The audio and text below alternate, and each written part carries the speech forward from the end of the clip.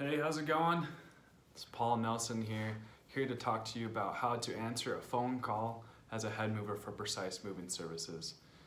So as a head mover, you take on the responsibility of answering phone calls from customers. And with this responsibility probably comes a lot of questions that you might have. One of them being, how do I actually answer a phone with a customer?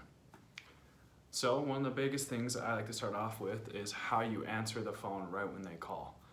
The way in which I do that is by simply saying who I am or who I work for or my position or however you would like to do it, just as long as it's professional and has correct etiquette or business etiquette.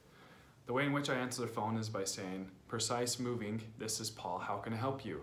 Or Precise Moving, this is Paul. Like I said before, I'm establishing who I work for and who I am. This gives the customer clarification of who they're talking to and who they're speaking with.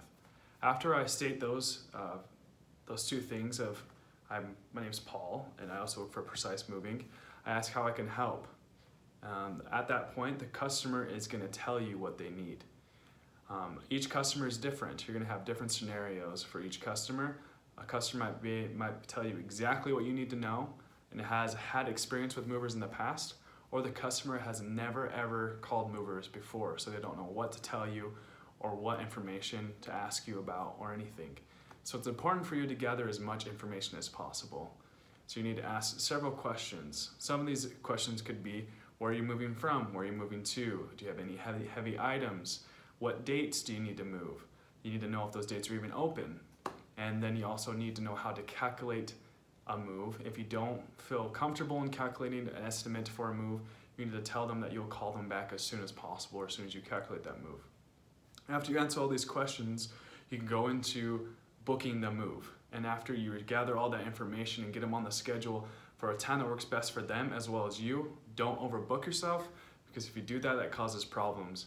So as you see that you have a remaining time slot for what they need and you have all the information you need for that move, then you book the move. And after you finish talking to the customer, make sure that you write down every single thing you talked about. I wouldn't say every single thing, but the most important details, such as their address, their name, the date of their move, any specifics of heavy items, if there's any heavy item costs, if there needs to be 2 or 3 movers, if there needs to be a 16-foot truck or a 26-foot truck. As a head mover, you should be able to understand those things as you answer the phone.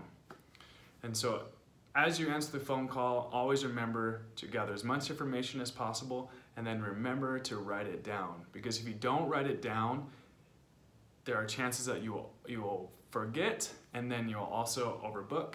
And if you overbook, then you put yourself in a bad situation. And another key thing and reason why you write everything down and get as much information you can as possible is to better prepare yourself for that move.